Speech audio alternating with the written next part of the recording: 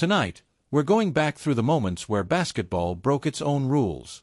Moments where grown men fell to their knees, where broadcasters lost their voices, where entire cities either erupted in joy or went completely silent. These are the nights the NBA made you say, out loud, to no one in particular, "That's impossible." Stick around, because by the end of this, you'll understand why people who watch these games in person still talk about them like they happened yesterday. Let's start in Madison Square Garden. The New York Knicks are hosting the Indiana Pacers in Game 1 of the Eastern Conference semifinals. This is the mid-90s NBA, a rough, physical, defense-first era where scoring was hard to come by and every possession felt like a small war. The Knicks have Patrick Ewing, a franchise center feared across the league.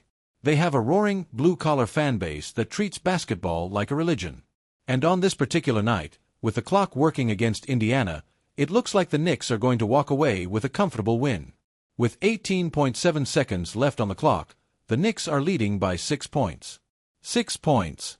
In basketball terms, especially in that slow, physical era, 6 points with under 20 seconds left is not a lead, it's a coronation. Knicks fans are already standing, already cheering, already celebrating what feels like a guaranteed victory. On the Pacers bench, the mood is grim. Players are bracing for the walk back to the locker room. This is the kind of deficit that ends seasons of hope in a single quiet exhale. But there's one man on the Indiana Pacers who refuses to accept that math. His name is Reggie Miller, and if you know anything about basketball villains and heroes, you know his name usually comes with a specific reaction. Whether that's love or hate depends entirely on which team you rooted for. Reggie Miller is a shooter, but he's more than that. He's a competitor whose personality on the court can only be described as pure, unfiltered defiance. He talks trash. He taunts crowds. He thrives specifically in moments when everyone else has given up.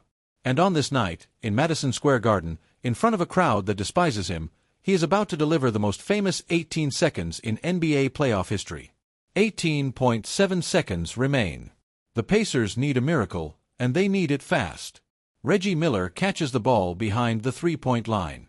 A Knicks defender is draped all over him, his hand basically in Miller's face. It shouldn't matter. Miller rises up and buries the three-pointer anyway. The lead is cut to 3. The crowd noise dips just slightly, a small crack in the wall of confidence. Now here's where it gets almost unbelievable. The Knicks need to just get the ball inbounds and hold on to it. That's it. That's the whole plan. Instead, on the inbound pass, something goes wrong. The ball gets deflected, and through a scramble of hands and bodies, it ends up right back in Reggie Miller's hands, standing in the exact same spot behind the three-point line. He doesn't hesitate. He doesn't think twice. He rises again and fires. The ball drops through the net. Tie game. And this all happened in the span of about a second and a half. Think about that for a moment. 2 3-pointers. 1 steal off an inbound pass. All within roughly 3 seconds of clock time. The Garden, which had been a wall of celebration just moments earlier, is now stunned into a kind of collective disbelief. You can see it on the faces in the crowd, captured forever on the broadcast tape, mouths open, hands on heads, the specific look of people watching their certainty evaporate in real time. But Reggie Miller isn't done. The Knicks now need to inbound the ball again, protect a tie game, and just survive to overtime. Patrick Ewing, the Knicks franchise center, goes to the free throw line after being fouled with the game tied. He misses the first free throw. The rebound bounces to Reggie Miller. Miller is immediately fouled. He walks to the line himself. In a building full of people booing him, chanting at him, willing him to miss, he calmly sinks both free throws. Final result, 8 points scored by Reggie Miller in 8.9 seconds of game time. The Pacers, who looked completely finished less than 20 seconds earlier, win the game. Patrick Ewing, one of the most respected big men in the league, is seen afterward looking almost shell-shocked, unable to process what had just happened on the court he'd called home for over a decade. This moment became so famous it got its own nickname, 8 points, 9 seconds. It's still shown today whenever people want to explain to someone new to basketball just how fast the game can flip.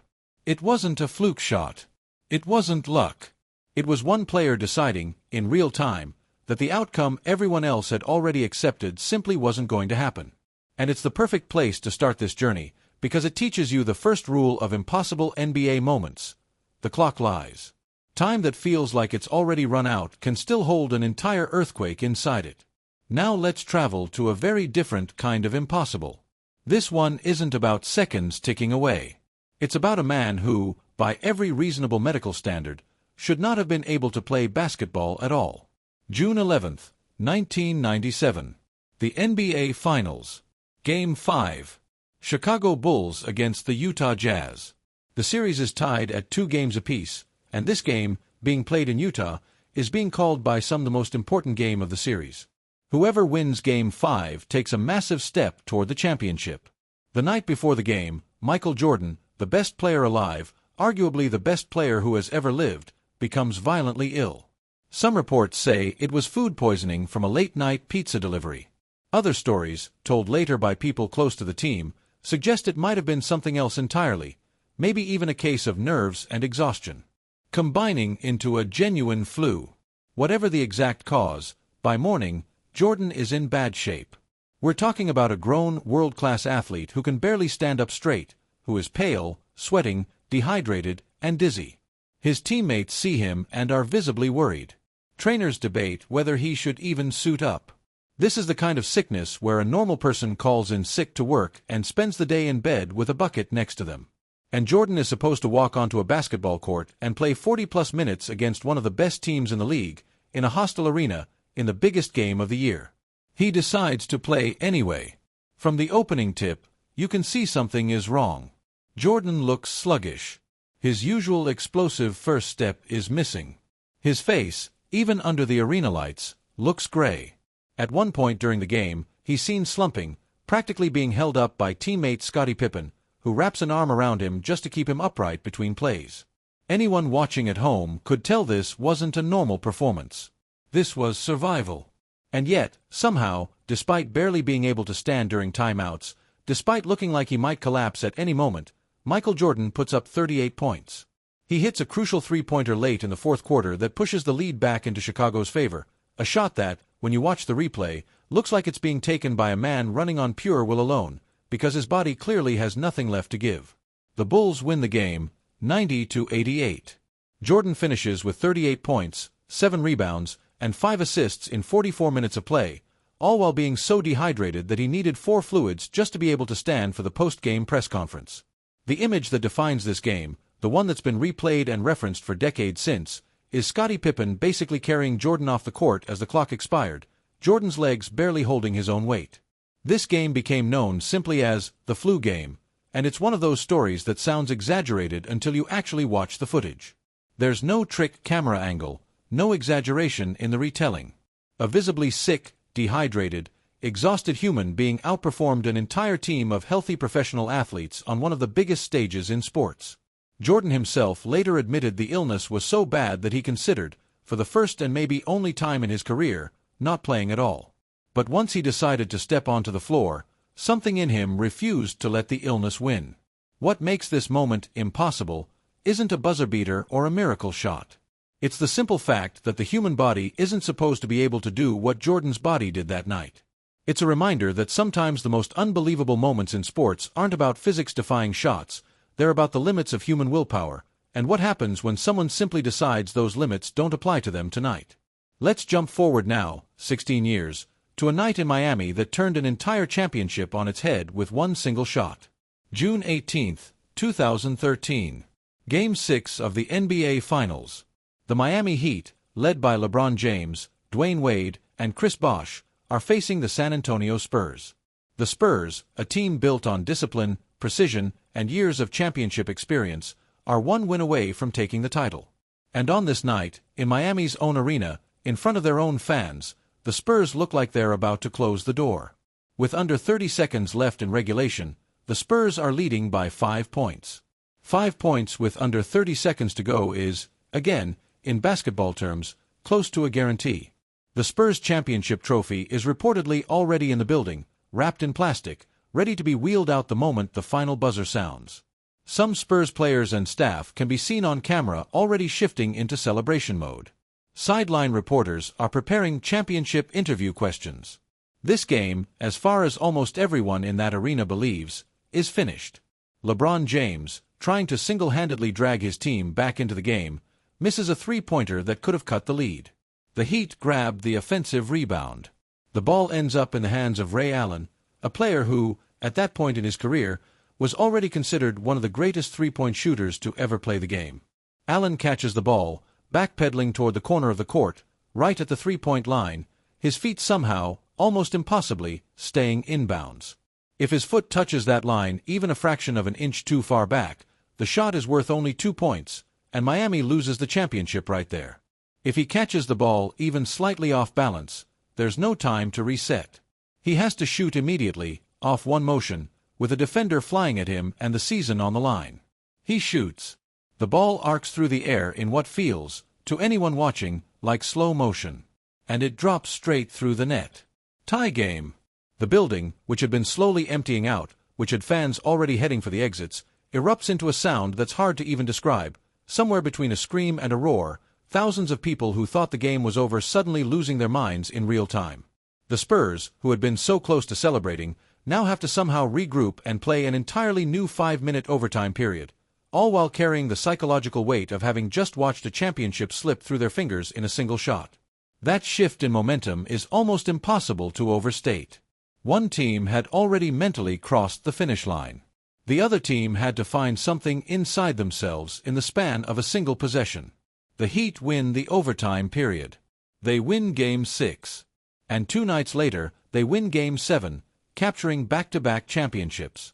Ray Allen's shot is now simply known as the shot, and in Miami, it's talked about with the kind of reverence usually reserved for historic events far bigger than sports. Championship rings for that Heat team are engraved with a reminder of that exact shot. It's that significant. What makes this one so brutal, so purely impossible, is the timing of it all. It wasn't just a great shot. It was a great shot that arrived at the single worst possible moment for the other team, close enough to the finish line that they could see it, taste it, feel it, and then have it yanked away in the time it takes a basketball to travel through the air. Now, let's rewind even further, back to a night that's often called the greatest single-game scoring performance most fans have ever personally witnessed. January 22, 2006. Staples Center, Los Angeles. The Lakers are hosting the Toronto Raptors. Now, on paper, this doesn't sound like a historic matchup. It's a regular season game in the middle of January, the kind of game that usually blends into the background of an 82-game season. Nobody walks into the arena that night expecting to witness basketball history. But Kobe Bryant has other plans. The Lakers actually fall behind early. By halftime, they're trailing by double digits, and this game looks like it's heading toward being just another loss in a somewhat disappointing Lakers season. But something shifts in the third quarter. Kobe Bryant starts scoring, and he doesn't stop. Not a little. Not a run of good shots. He scores in a way that becomes almost hypnotic to watch, drilling jump shots from every spot on the floor, driving to the basket, drawing fouls, hitting free throws over and over and over again. By the end of the third quarter alone, Kobe has scored an almost unthinkable number of points. The crowd, which had been relatively quiet during the sluggish first half, is now on its feet for every single possession, because everyone in the building has slowly realized they might be watching something historic unfold in real time. There's a specific electricity that happens in an arena when a crowd collectively figures out they're witnessing history, a kind of nervous, excited hum that spreads from section to section. Kobe finishes the game with 81 points. 81. To put that in perspective, that's more points than some entire teams score in a full game. It's the second highest single-game scoring total in NBA history, trailing only Wilt Chamberlain's legendary 100-point game from 1962, a game that, notably, wasn't even televised and exists mostly in photographs and newspaper reports. Kobe's 81-point game, on the other hand, was captured live, in full color, in front of a national television audience, meaning it stands as the greatest scoring outburst most living basketball fans have ever actually watched happen with their own eyes. What makes it impossible isn't just the number itself, though 81 points from one player in one game is already almost too large to properly comprehend. It's the fact that the entire Toronto Raptors team knew, by the fourth quarter, exactly what was happening, and they still couldn't stop it. They sent double teams. They tried different defenders. Nothing worked. Kobe simply kept scoring, quarter after quarter, shot after shot, as if the rules of basketball defense had temporarily stopped applying to him specifically. The Lakers, who had trailed by 18 points at one stage, ended up winning the game comfortably, essentially because one single player decided, on a random Sunday night in January, to have the second greatest scoring performance in the history of professional basketball. Teammates on the bench were captured on camera laughing in disbelief, standing up, cheering like fans rather than professional athletes, because even they couldn't quite believe what they were watching happen live in front of them. Let's shift now to a story about pain, about a man who probably shouldn't have been able to walk, let alone play, and how his mere presence on the court changed the entire outcome of a championship. May 8, 1970. Madison Square Garden, once again the site of basketball history. This time it's Game 7 of the NBA Finals, the New York Knicks against the Los Angeles Lakers. The Knicks are led by their captain and starting center, Willis Reed, a powerful, respected leader who anchors both ends of the floor.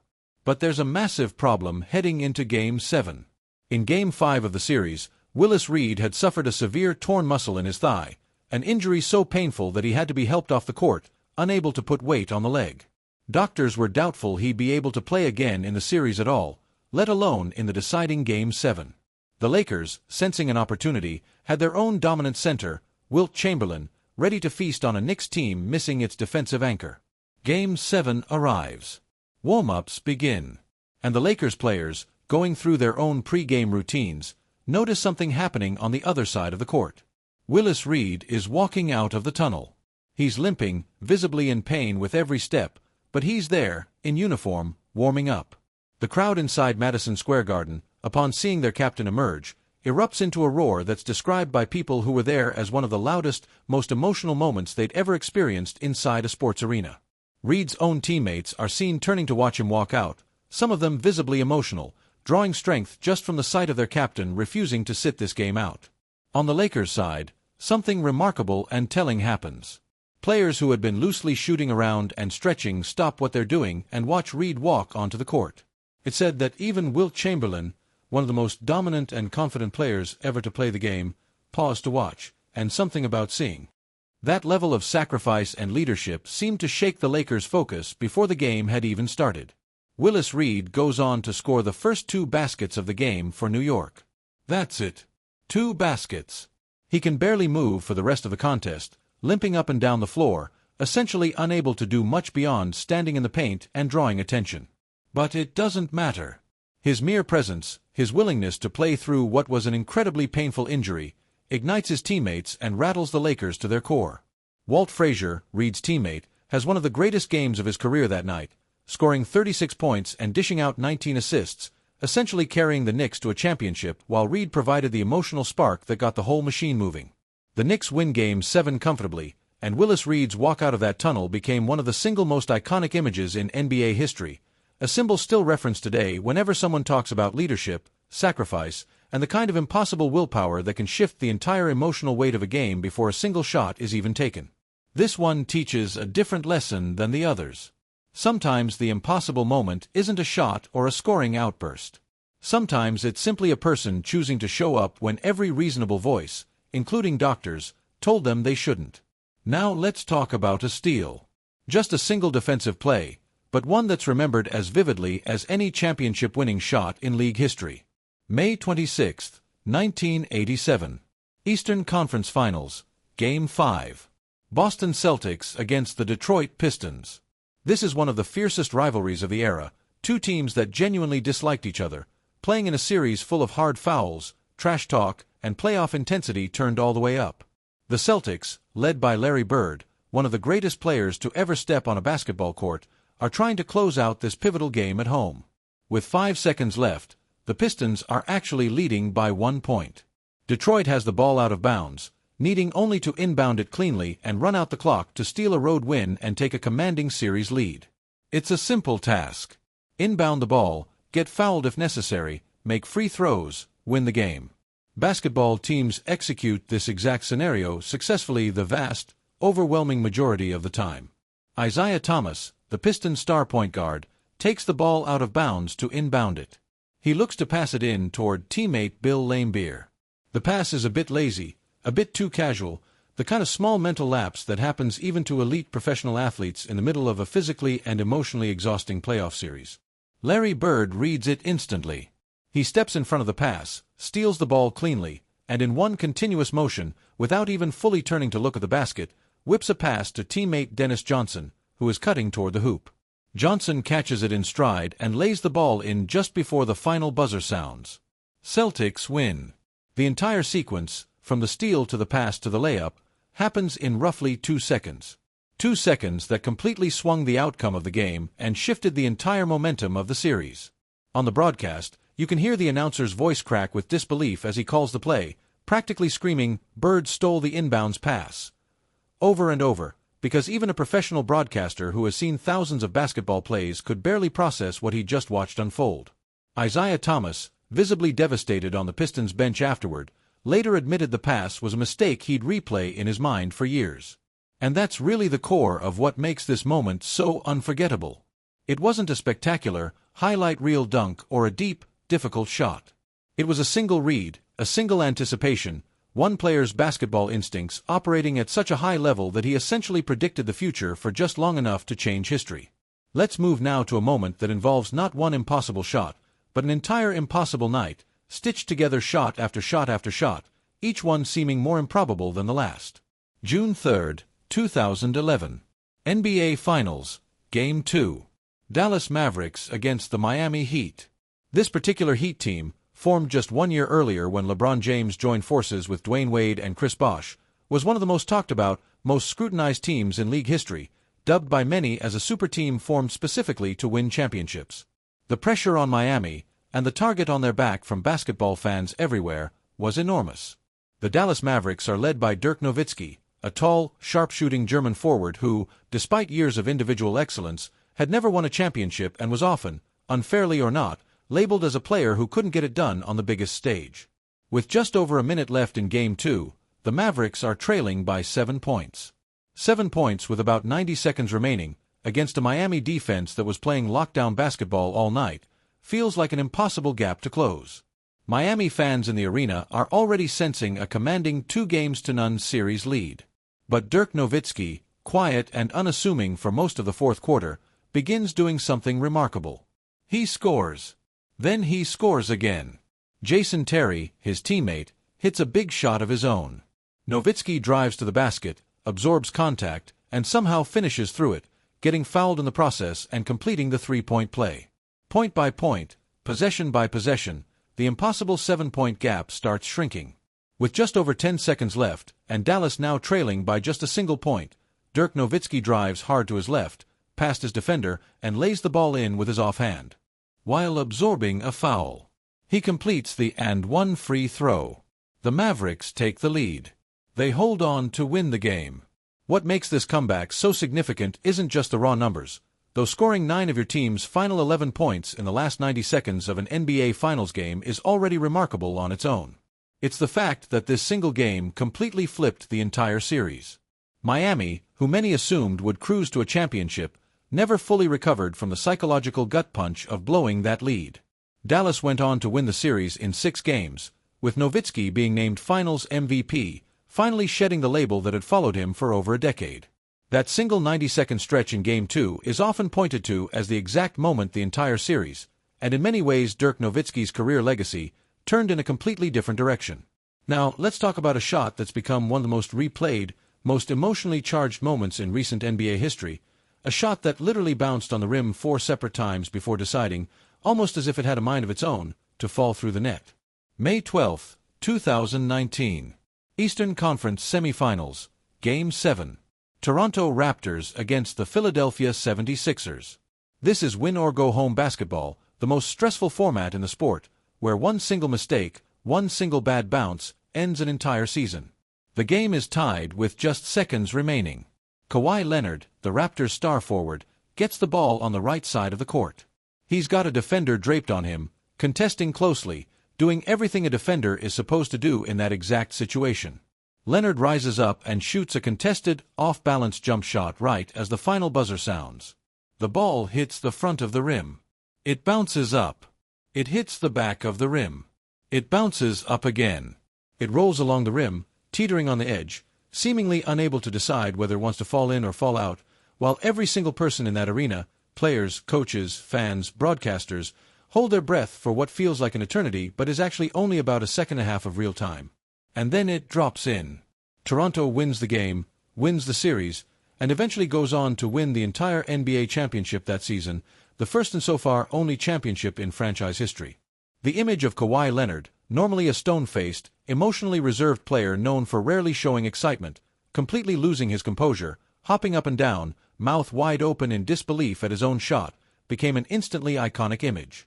Broadcasters watching courtside were seen with their hands on their heads, unable to speak for several seconds after the ball finally dropped through the net. What makes this one so uniquely impossible isn't the difficulty of the shot itself. Contested buzzer beaters happen periodically throughout NBA history. It's the sheer, prolonged uncertainty of the basketball's flight after it left his hands. Most buzzer beaters resolve in an instant, in or out, immediately clear to everyone watching. This shot refused to resolve. It bounced and bounced and bounced again, extending the suspense to an almost unbearable length, turning a split-second shot attempt into what felt like a slow-motion referendum on an entire season, an entire franchise's hopes, decided by the whims of a basketball rolling gently along a metal rim. Let's stay in the world of buzzer beaters just a bit longer, because there's one more story that deserves to be told, a story about a shot that didn't just win a game, but ended an entire era of basketball dominance in the span of a single possession. May 4, 1989. Eastern Conference First Round, Game 5. Cleveland Cavaliers against the Chicago Bulls. This particular Cavaliers team was, at the time, considered one of the toughest matchups for Michael Jordan's Bulls, having actually finished the regular season with a winning record against Chicago. Many analysts genuinely believed the Cavaliers, not the Bulls, were the better team heading into this decisive Game 5. With 3 seconds remaining, the Cavaliers are leading by 1 point. All they need to do is survive a single Chicago inbound pass and possession, and their season continues, their upset dream complete. The Bulls inbound the ball to Michael Jordan near half-court. He dribbles once, twice, driving toward the free throw line as the clock winds down. Craig Ello, the Cavaliers defender assigned to guard him, does everything textbook correct, staying in front of Jordan, contesting closely, not fouling, forcing a difficult shot with essentially no time left on the clock. Jordan rises up. Ello, right there with him, jumps as well, arm extended, doing his absolute best to contest the shot properly. For just a fraction of a second, thanks to Jordan's legendary hang time, it looks like Ello might actually get enough of a piece of the shot to alter it. He doesn't. Jordan releases the ball at the very peak of his jump, well above Ello's outstretched hand, and the shot drops cleanly through the net as the final buzzer sounds. The Bulls win the game and the series.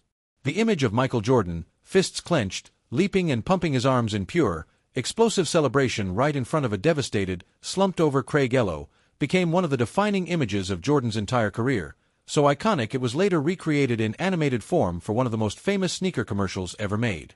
That shot is now simply known, with no further explanation needed among basketball fans, as the shot.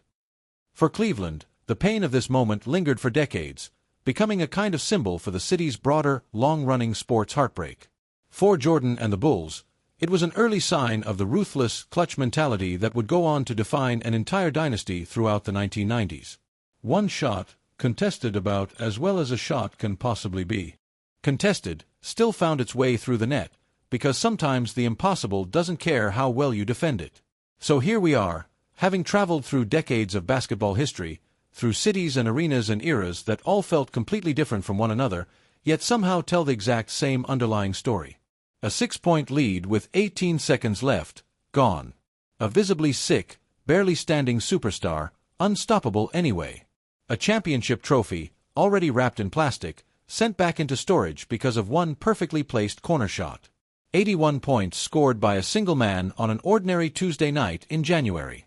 An injured captain, unable to even run properly, changing the entire emotional tone of a championship game just by walking out of a tunnel.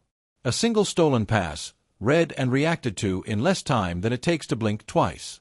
A 90-second collapse that rewired an entire final series and rewrote one man's legacy. A basketball that bounced 4 times on a rim before deciding an entire franchise's championship fate. And a leap, at the very peak of a jump, just high enough to clear an outstretched hand and end a season in an instant. Basketball, more than almost any other sport, seems to specialize in these moments, these small windows of time where all the reasonable expectations, all the math, all the momentum, get completely thrown out and replaced by something that defies logical explanation. Maybe it's the flow of the game, the way possessions move so quickly that momentum can shift multiple times within a single minute. Maybe it's the pressure of the format, single elimination playoff basketball leaving absolutely no room for a bad quarter or a missed opportunity. Or maybe it's simply that basketball, at its highest level, is played by human beings capable of extraordinary things that occasionally slip past the boundaries of what we assume is possible. Whatever the reason, these moments are why people keep watching. Not for the ordinary nights, not for the routine wins and predictable blowouts, but for the possibility, however small, however rare, that on any given night, in any given arena, someone is about to do something that will make you stand up, cover your mouth, and say, out loud, to nobody in particular, "That's impossible." And then watch it happen anyway.